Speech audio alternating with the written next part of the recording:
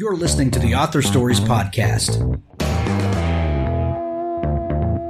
bringing you the story behind the stories and the storytellers. Margaret White, Terry Brooks, Sheena Kamal, Matthew Quick, JT Ellison, Walt D. Williams, Brad Thor, Corey, Dr. O, Brandon Sanderson, Robin Mom, Ernest Klein, Jim Butcher, Sherwin Harris. Visit hankgarner.com for archives of all the shows. Today's guest is... Well, thanks for joining me again for the Author Stories Podcast, where I bring you the story behind the stories and the storytellers. Today, I am super excited to have Amber Garza on the show with me. She has a fantastic new book. It's called Where I Left Her. And if you love thrillers the way I do, and, here lately, the last couple of years, kind of this genre is kind of a default for me when I'm looking for something to read. I kind of naturally gravitate toward thrillers and psychological suspense, and there's just something about those stories that I love. And this one hits super close to home, with us living in the modern world and all of the anxieties that come with that. And Amber has really struck a nerve with Where I Left Her. A phenomenal book. I'm recommending it to everyone. Welcome to the show, Amber. Thank you so much. And thank you for that compliment on my book. I appreciate that. You are so welcome. You are so welcome. It's a fantastic book. But Amber, before we get into talking about all that good stuff, we begin each show with the same question. And that question is, what is your first memory of wanting to be a writer or storyteller? Oh, great question. Gosh, I always loved to read ever since I was little. And I used to, make books with notebook paper and staples, with make an illustrated cover. And I would write little stories when I was a kid. But I think when I can really remember wanting to be an author was when I read my first Nancy Drew book. And I remember just thinking, I want to be Carolyn Keene when I grow up. I think I even verbalized that to my parents. So I think it was when I realized, there's people who do this for a living, Right. So I must have been in fourth grade or something, I think, when I started reading those. So probably around that age. That. There's it's a funny thing that when you have that sort of awakening, because before that moment, it's almost like books are ethereal. They just come from nowhere, and they're just right. You walk into the bookstore or the library, and there's just shelves and shelves of them, and then you kind of realize that someone is behind that, and someone right. used their imagination and wrote down all the words and put them in order. Right. And then right. there a whole host of other people who get involved in the process and help to edit and then help to publish and then, that help to sell those books. And then when you start putting those pieces together and realize that people are behind that, then it's not a far stretch to think that if random people can do that, maybe I could be one of those people. Right. Exactly. Although I will say, I think at that time I thought, you just wrote a book and then you sent it in. Right. To the book place. Yes, exactly. So do you think that Nancy Drew and those stories are part of the reason that you write mysteries and suspense books now? Yes, I definitely always gravitated toward mystery and suspense. I went from Nancy Drew and then graduated in high school to Mary Higgins Clark, and I read everything she wrote. But I think the reason that I ended up wanting to do more domestic suspense and psychological thrillers was because of Sophie Hannah. I remember reading 10, 12 years ago, the book Little Face. And I remember reading that book and thinking, I've never read anything like this that had the mind-bending aspect, and a lot of things were taking place, psychologically. That was a lot of the suspense rather than action on the page. And I just remember thinking oh man, if I could write something like this, I would just be so proud of myself. And so that was kind of the catalyst to wanting to see if I could write something similar to that. And that's when I came up with the idea for When I Was You. And then I sat on it for many years of honing my craft because I wasn't sure I could pull it off. So I waited I would say at least 10 or 12 years after reading that book before I tried my hand at When I Was You. But she was kind of what lended me more to the domestic suspense psychological thriller aspect of it. So when you say that you had the idea and it it was obviously a fantastic idea because that idea then became the book that broke you in. Right. But when you say that you needed to hone your craft and get to the place where you felt like you were ready, was there anything specifically, like looking back now, that you can put your finger on and say, I needed to learn this, or I needed to go on this journey before I was ready to do that? Can you point to anything specific? Yeah, well, I was writing at the time. I was like indie published before I got my publishing deal with When I Was You. And I was writing primarily romance, young adult romance mostly. And I knew that world, I knew that formula. And I think really I just needed to become a better storyteller, and I needed to have a better sense of the story, I think, in order to write the psychological thriller. Like, put all the pieces into it and make it flow in a certain way. Um, I think I just really wanted to become a better writer in order to pull off a psychological thriller, if that makes sense. Just Yeah. learning the craft of writing, continuing to write stories and seeing what was working with my writing style and what wasn't. And yeah, I think I needed more confidence. Maybe that's a better way of saying it too. I needed more confidence because I felt like I knew how to write the romance. That felt safe to me. But whenever I thought of writing the psychological thriller, I thought, oh, that takes a different level of skill, you know? Right.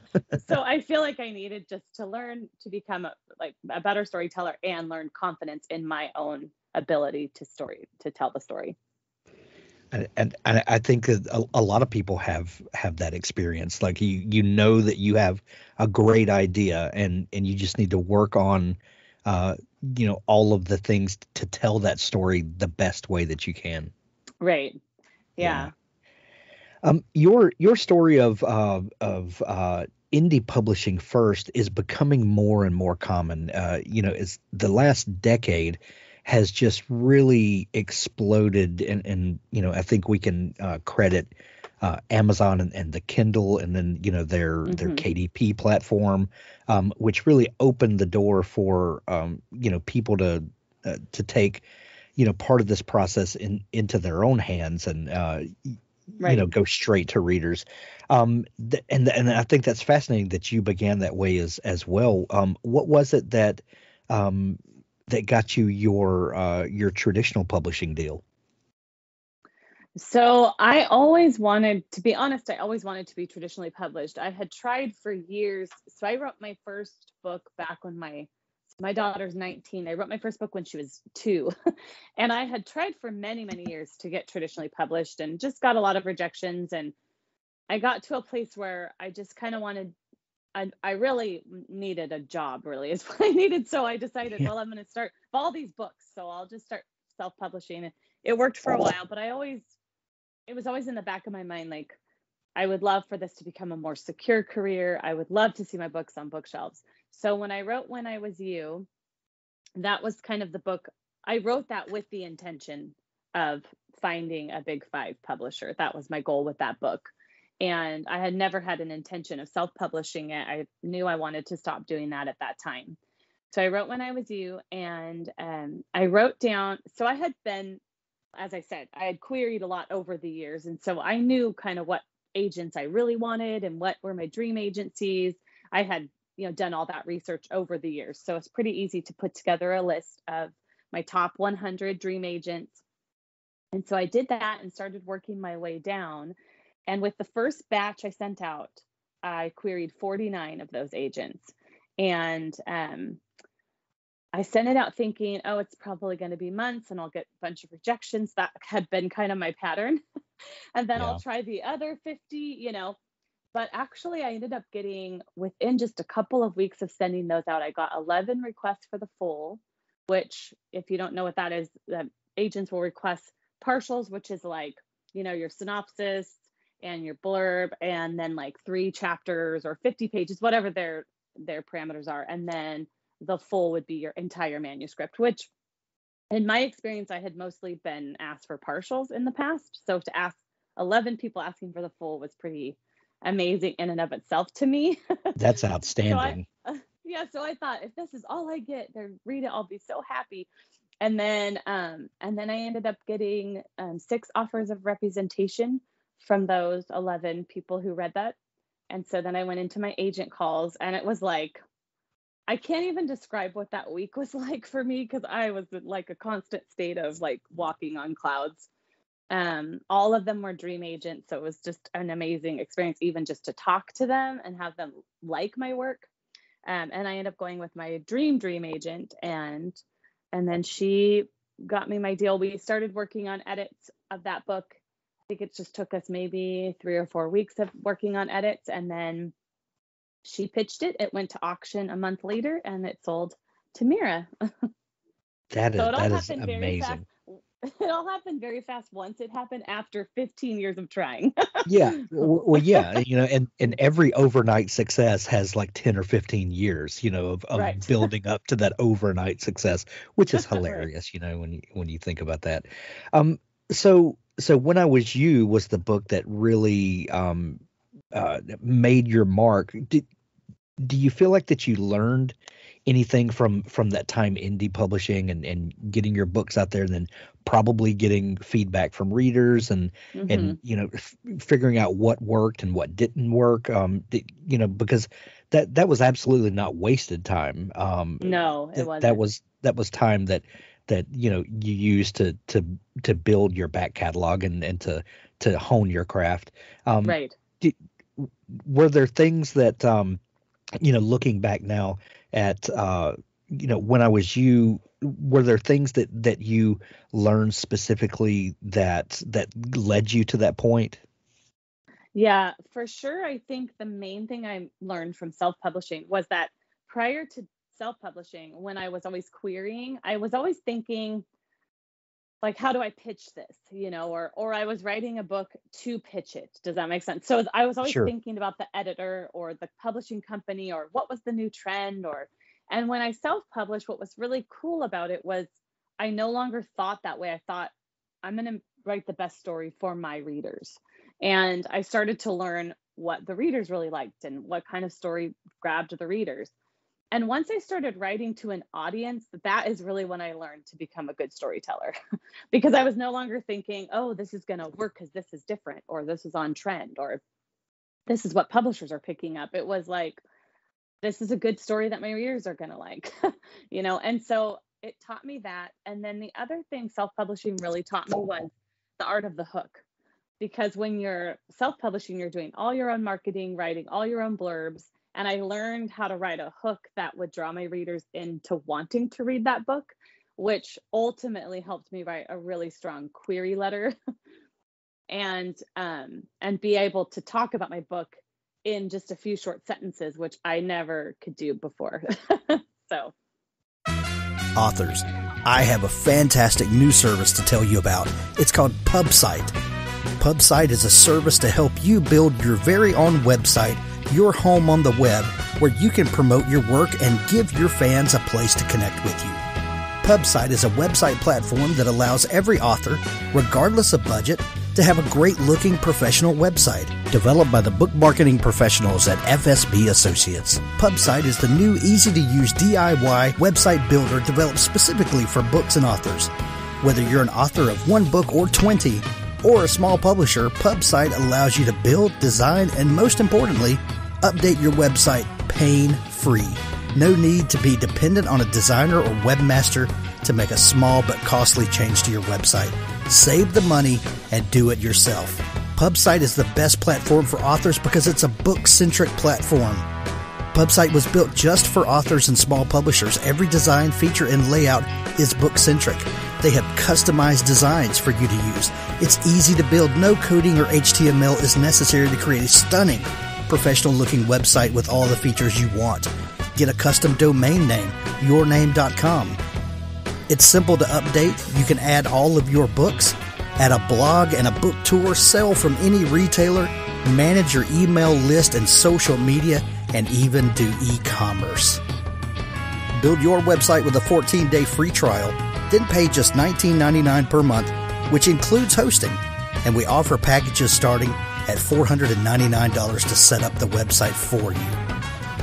Pub-site.com, the place to help authors find their home on the web. What Death Taught Tarrant by Derek McFadden. Life is a journey. So is the afterlife.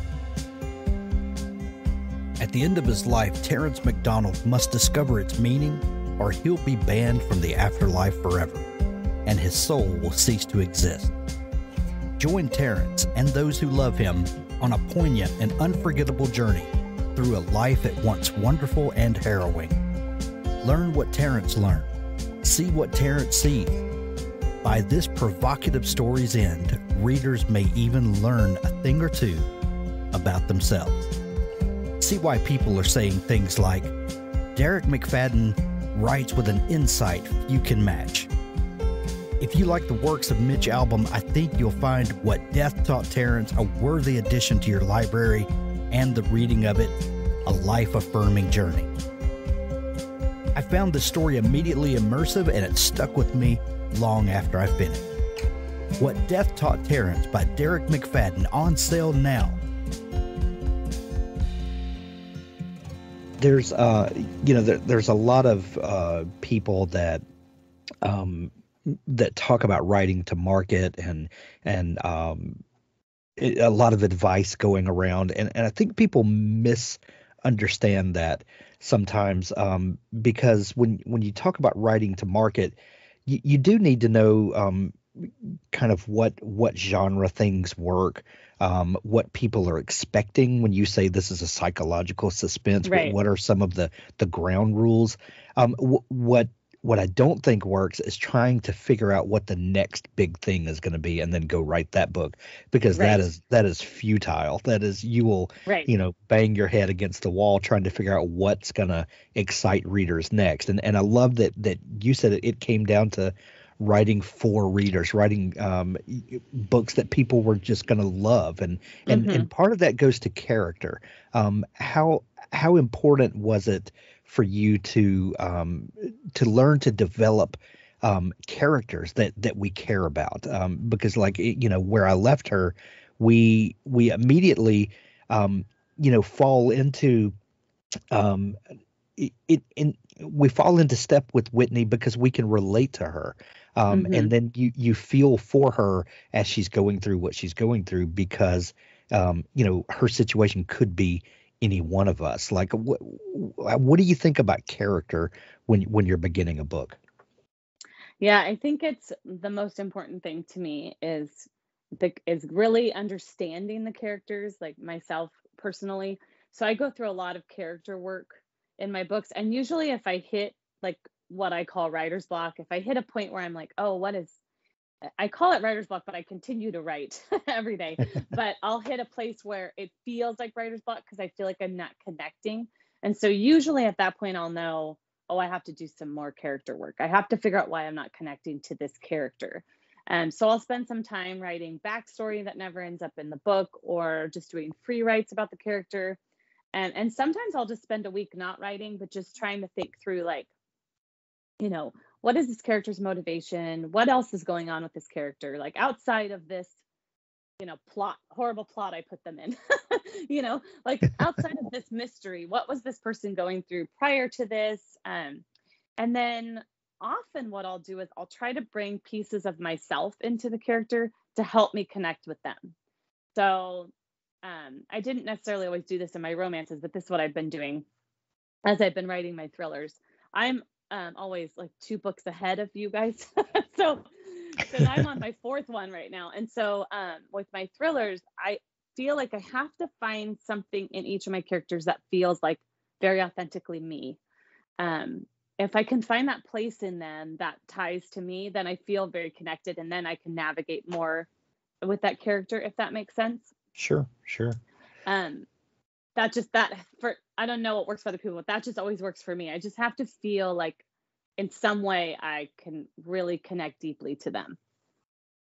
Well, speaking of writing thrillers, when you begin a project and you're meeting the characters as they're all kind of new and trying to Hmm. figure out what kind of trouble to put them in, what are some of the ground rules that you think about when okay, this story is going to be a thriller, something is going to happen and it's going to keep the readers on the edge of their seat and keep them guessing. Uh-huh. How do you start thinking about the elements that make a story fit into a particular genre, like maybe a romance book? Or are there certain ground rules for that, as opposed to this book is going to be a thriller? It's going to need to hit, these certain elements or points. Yeah. I mean, I think for a thriller, I just want to make sure that I'm like that it's constant, there's constant suspense, right? Like the reader can't, in my mind, I think I don't want the reader to ever have a good place to stop reading this. Yeah. So that's like the main thing I think about a lot is like I don't always think about it I actually don't think about it in the rough draft, but in about the second or third draft I start thinking, okay, how's my pacing? um I don't want there to be a good stopping spot. And then the other things I try to think is a lot of um like where am I letting people in on the secrets that I know from the beginning? Like how am I kind of piecing that out nicely throughout the book? Am I giving enough clues? Am I giving enough red herrings? I think the most important piece I like to think about is I always know there's going to be in my books like two or three twists at the very end. And I am a huge fan of the third act twist. So I try to find one of those for my books.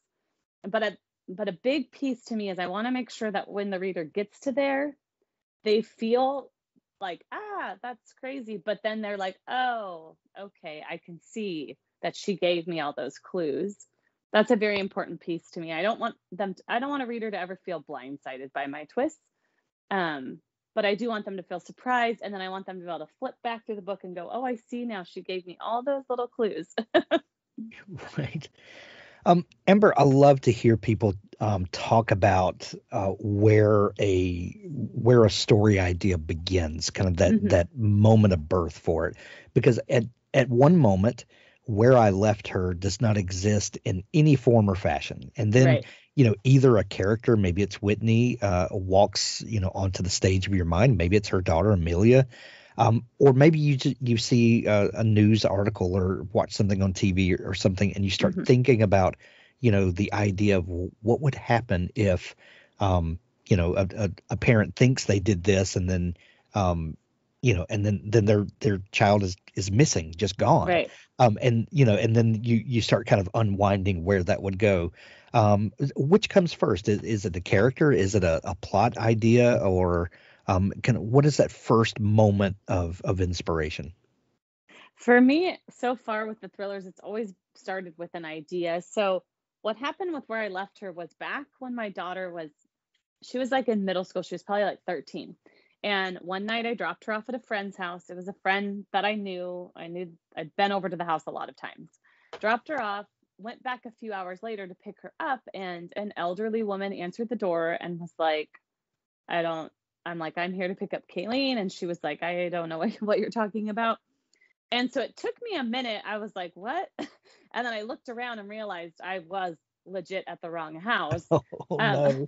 I was like, her friend lived in like a neighborhood of tract homes. So I had just gone over one street. So it was the exact same home in the exact same spot, but not her friend's home.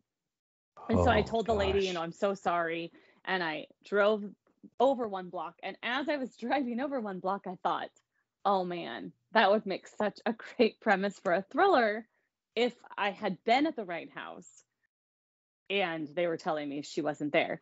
So when I went to pick my daughter up, the first thing I said was, oh my gosh, you won't believe what happened. Like, what if I was at the right house? And she was like, Mom, your brain is so weird. you know, she was like, okay. And that was, a while back. And so I wrote that in like my little idea journal. And then when I was trying to come up with an idea for my second thriller, I was flipping through that idea journal and I was like, oh, yes, I loved that idea. And so that's why I decided to write where I left her. Well, I've said it before that horror writers, thriller writers, crime fiction writers are are all some of the nicest people that you would ever want to meet and have a conversation with. And they tend to write some of the most horrific things, Yeah. that play on our worst fears. What is it about these sorts of stories, like Where I Left Her is a premise that absolutely could happen. I mean, it happened to you. Hmm.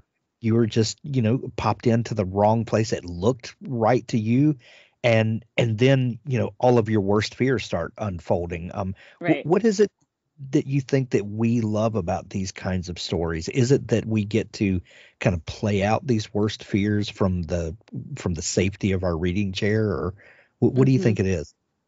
I think it is that. Well, for me, it definitely is that. I am not a big risk taker in life. I'm a very safe person. I have a lot of fears of a lot of things. I'm a germaphobe. I scared of getting hurt. Like I'm a very careful person.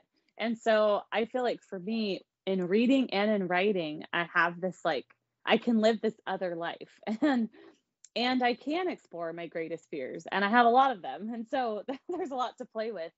I find it's fun when I'm reading, and then I find it's really fun to play on the page when I'm writing. The like more I can like the farther I can push myself in a book that I'm writing. Um, in some ways, the more therapeutic it is for me, the more I can face darkness and fear and things that I would never face in real life. Yeah. For me, it's very helpful. Well, one thing that I kept thinking about when I was reading the book, and I just listened to the audiobook, by the way, and I highly recommend it to everyone. That if you love audiobooks, this is a fantastic one. But I was thinking that when I was a kid, we would leave home, during the summertime early in Hmm. the morning. We hop on our bike, take off, down the road, go to a friend's house or whatever. Maybe show back up at home by supper time, as the Right. sun's going down, and no one had a clue where we were. I mean, we were Right. you know, just feral kids, just roaming the neighborhood. And now looking at my kids, we have all the apps on our phones. We know, Right. everyone's checking in, all the time. We have this kind of family chat, where my wife and the kids are all, where we're sending messages back and forth to each other all day. Everyone has a good idea where everyone's located during the day. And what a contrast that is from when we were kids to now. And Right. you really play on that sense of security in the beginning of Where I Left Her, where Whitney is her daughter is missing, and kind of air quotes missing. At first she doesn't, she can't contact her, and then she starts going through, the Locate My Friends app on the phone, Right. and then the anxiety builds and builds as all of these safety nets that we have in modern life fail her.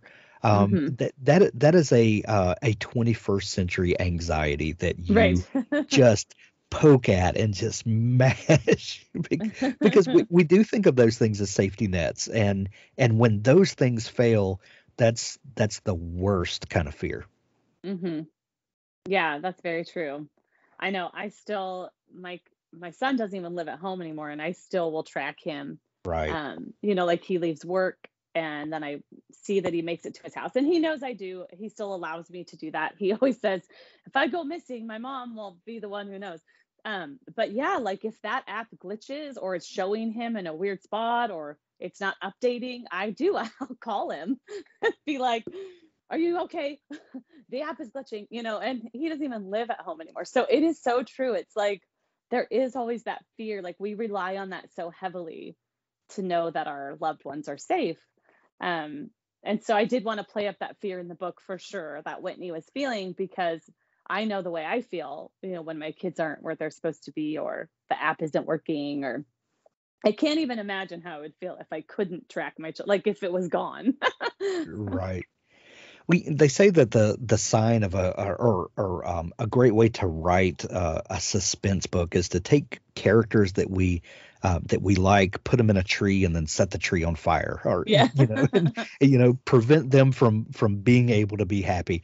Right. So we've got these characters. You put us in the situation where things, are looking like they're going awry, and then you take away Whitney's ability to just simply solve this, by bringing up her past and sending us, kind of barreling downhill on this roller coaster.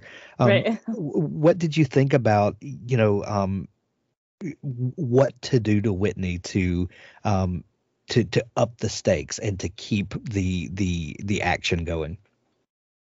Well, with Whitney, I always kind of knew, like, I knew her backstory the whole time. So it was more a matter of like, when was I going to start to let the reader in on that? And then really what I wanted to do with her was like, it's hard with this book because it's like, you don't want to give anything away, but really with her, I wanted her to get to a place where we could feel her desperation of like wanting to find her daughter, but then also still kind of trying to protect herself. And that awful like tug of war within herself, hopefully the reader feels.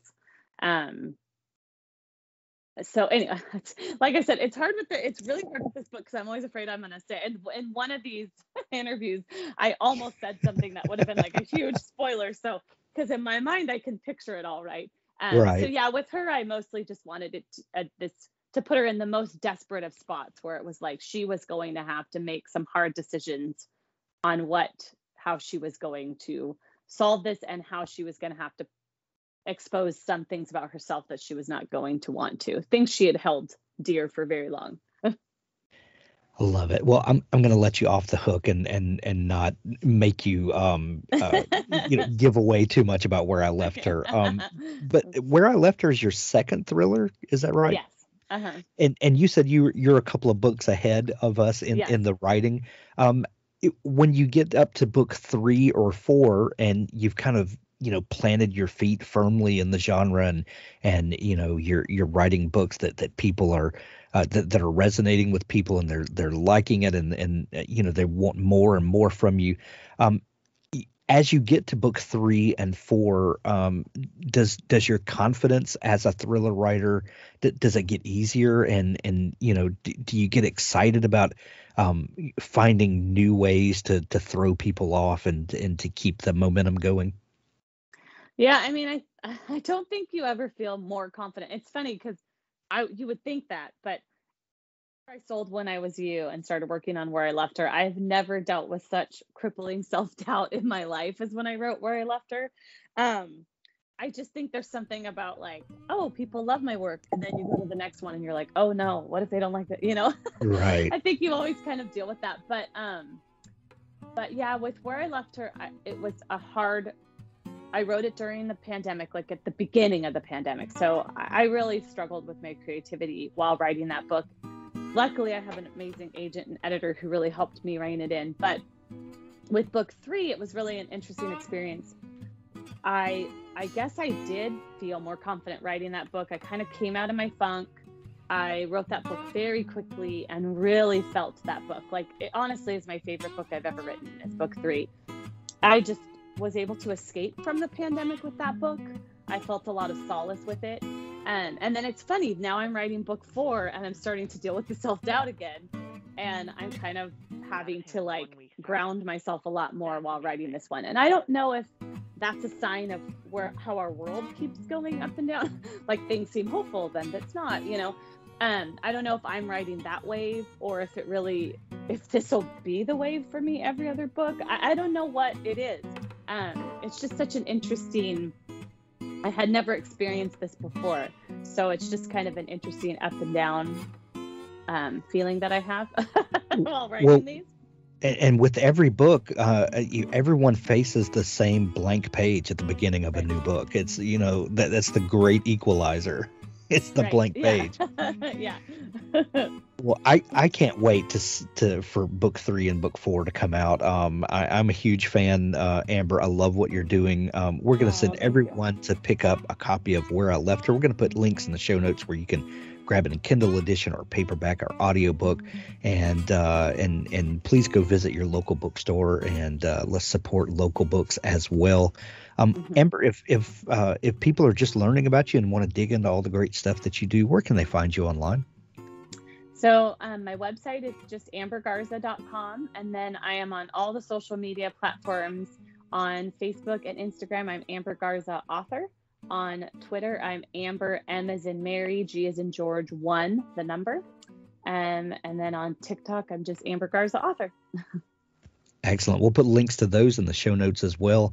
Amber, thank you so much for taking time to come on the show. We're going to send everyone to pick up a copy of Where I Left Her.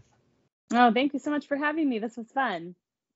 Now stay tuned for an audiobook excerpt from Richard Gleaves' The Jason Crane series. Hedwig slipped into David's den, the circular reading room. A ladder of crude rungs protruded from the wall, remnant of its days as a grain silo. He pulled himself upward, rung by rung, until the bookcases and sofas were far below. Even if he fell and died, he didn't really care anymore. No, he did care. He couldn't die yet. She had to die first. That would make their divorce final, if she wanted it so much. Darkness enveloped him. He reached the top of the ladder and stepped off onto a catwalk of black mesh, lit only by the faint light of the 4 square windows that encircled the turret. From this perch he could see the exit she would use. He felt like an assassin, like Lee Harvey Oswald in the window of the Texas Schoolbook Depository. But he wouldn't use a rifle, no. Rifles leave evidence. Rifles can be produced in court. Rifles can miss. He pulled back a shroud of burlap and opened the cardboard box he'd stashed up here earlier that day. He reached into it and withdrew the only murder weapon, the only magic bullet a Van Brunt could ever need. The gold lantern flashed in the moonlight. He held it up to the window. 1 if by land, 2 if by sea, he thought. And then it's time for a midnight ride. But it won't be Paul Revere. No, not Paul Revere at all. He found the oyster knife at last. He lay his cupped palm sideways over the vent. Don't get blood on your Armani. And stabbed the blade into his palm. The blood came hot. He dripped it into the lantern, where the skull of the horseman waited to sip it like nectar. The reliquary glowed, and an incantation in Old Dutch appeared, shining from within the metal. It was time. Hedwig bent and whispered into the vents. Rise, headless, and ride. The letters vanished, and a cold white light burst from the thing. The skull wasn't just a skull anymore. It had gestated. Capillaries clung to it the way fine hair clings to the crown of a newborn. A thick, carotid artery moved with snake-like undulation, drinking blood from the pool at the base, pulling it upwards to circulate through scarlet vessels, through twisting coils, slurping the liquid greedily, the way little Zeph used to slurp strawberry Nesquik through a crazy straw. The blood pulsed and pushed into the nose, into the eyes, into the hollow cavity within the skull. But was it hollow still? Hedwig didn't think so. He felt a mind growing there, something with a will to challenge his own. He fixed his gaze to the twin caverns of its eye sockets, speaking slowly and deliberately. Jessica Bridge. The death's head grin broadened somehow, and a thread of black and green liquid, shiny as a horsefly's wings, trickled from the gap of a missing eye tooth. Only Jessica Bridge. Do you understand? He shook the lantern. Do you understand? The face lurched forward and struck the glass, leaving a red splash there. It wobbled and settled, smiling and nodding. Jessica Bridge, hissed the face. Yes. Hedwig raised the lantern a little. Jessica Bridge. The red face tipped backwards and the jaw cracked wide. Hedwig recoiled. Something pink and wet writhed inside that mouth. The nub of a new tongue, salivating as if it could taste the name. Jessica Bridge. Jessica Bridge. Jessica Bridge. Jessica Bridge.